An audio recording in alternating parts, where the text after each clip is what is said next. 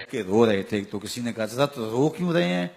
فرمایا کہ میں اس لیے رو رہا ہوں کہ فلاں پل سے بکریاں گزری ہیں، تو پل کے اندر شکستگی تھی، ٹوٹا ہوا تھا پل درمیان میں کچھ، اس میں ایک بکری کی ٹانگ ٹوٹ گئی ہے، تو میں ڈرتا ہوں کہ میرا رب یہ نہ پوچھے کہ عمر تو نے پل صحیح تعمیر نہیں کروائے تھے کہ ایک بکری کی ٹانگ کیوں ٹوٹی ہے۔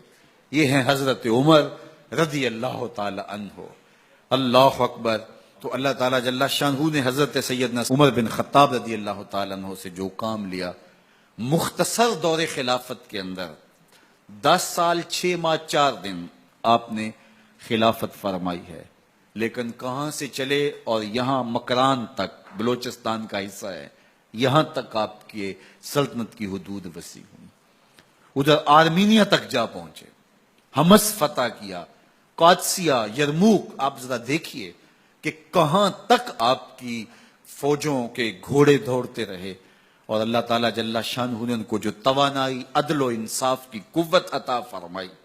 اللہ اکبر۔ جب زمین پہ عدل کیا ہو تو زمین بھی حکم مانتی ہے، اور حضرت عمر وہ تھے جن کا حکم ہوائیں بھی مانتی تھی، زمین بھی مانتی تھی، جن کا حکم جو ہے وہ آگ بھی تسلیم کرتی تھی اور دریا بھی ان کا حکم مانا کرتے تھے۔ مصر کے اندر یہ رسمیں بد جاری تھی کہ سال کے بعد ایک دو شیزہ کو زیورات پہنا کے اچھے لباس میں ملبوس کر کے دریا کی بھیڑ چڑھایا جاتا، اس کی قربانی دی جاتی، اس کا خون بہتا تو دریا چلتا۔ جب مسلمانوں نے مصر فتح کیا تو گورنر نے لکھا کہ اسلام تو اس طرح کی رسوم کی اجازت نہیں دیتا، لیکن خشک سالی ہے، لوگوں کی فصلیں ویران پڑی ہیں، تو حضرت کیا کیا جائے؟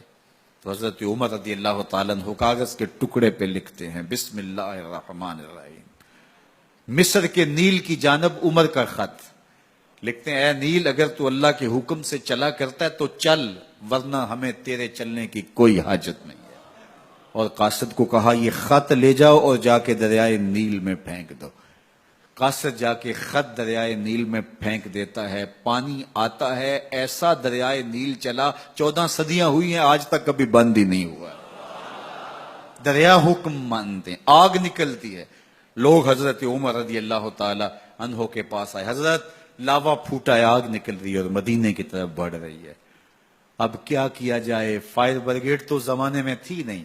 عمر نے اپنی قمیض اتاری، جس قمیض پہ 17 پیوند لگے ہوئے تھے چمڑے کے، کہا یہ قمیض لے جاؤ، جدھر آگ بڑھ رہی ہے آگے ڈھالنا، آگ پیچھے بھاگ جائے گی۔ زلزلہ آتا ہے تو زمین پہ دھرا مارتے ہیں، زمین رک جا، کیا عمر نے تیری چھاتی پہ عدل نہیں کیا ہے؟ تو یہ عمر ہیں رضی اللہ تعالی عنہ کہ جن کے انصاف کی وجہ سے، جن کے عدل کی وجہ سے اللہ تعالیٰ کی رحمات اور اس کی برکات کا نزول ہوتا تھا، اور اللہ تعالیٰ نے مسلمانوں کو وہ آبرو مند حکومت دی۔ کائنات کی تاریخ کے اندر ایسی حکومت آپ نے نہیں دیکھی ہوگی جو حضرت عمر نے حکومت کی ہے۔ اللہ اکبر۔ فرمایا فرات کے کنارے پہ ایک کتا بھی پیاسا مر گیا تو اس کا حساب بھی عمر سے ہوگا۔ باہر سے سفیر آتا ہے اور آ کے پوچھتا ہے کہ میں امیر المومنین کے، مسلمانوں کے حکمران کے محل میں جانا ہے، تو وہ مسکرا کے کہتے ہیں ہمارے امیر کا تو کوئی محل نہیں ہے۔ کہا کہاں ہے تمہارا امیر؟ کہا مسجد نبوی میں ہوگا یا بیت المال کے اونٹوں کی دیکھ بھال میں لگا ہوگا۔ وہ جب گئے تو مسجد میں نہیں ہے، اللہ اکبر، وہاں گئے تو وہاں بھی نہیں ہے۔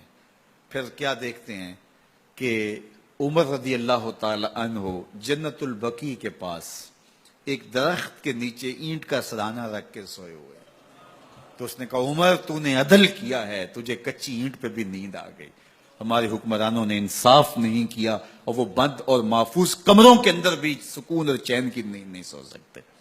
حضرت سیدنا عمر رضی اللہ تعالیٰ عنہ نے اس طرح ان امور سلطنت نبھائے۔ آپ دن کو لوگوں کی دیکھ بھالی کرتے، لوگوں کی ضروریات سنتے سمجھتے، اور جب رات پڑتی لوگ سو جاتے، عمر مدینے کی گلیوں میں پہرا دیتے۔ کائنات نے کوئی ایسا بھی حکمران دیکھا ہوگا؟ اللہ اکبر۔ وہ مجاہد جو مختلف محاذات پہ گئے ہوئے ہوتے، ان کے گھروں کی دیکھ بھالی کرتے، ان کی ضروریات کا خیال رکھتے، ان کی آبرو کا پہرا دیتے، راتوں کی تنہائیوں کے اندر